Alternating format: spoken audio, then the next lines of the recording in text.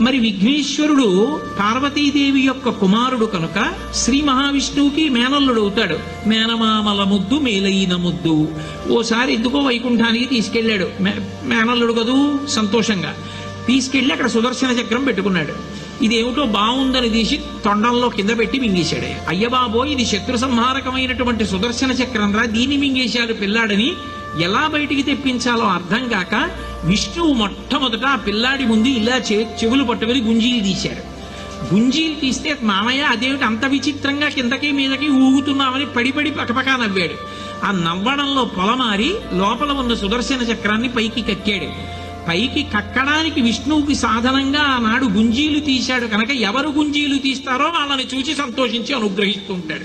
ఇప్పటికీ మీరు పాండిచేరి వెడితే పాండిచేరి రోడ్డు అంతా కూడా గుంజీలు తీస్తూనే కనపడతారు మీకు. విఘ్నేశ్వరుడి యొక్క పూజ అంత తేలిక.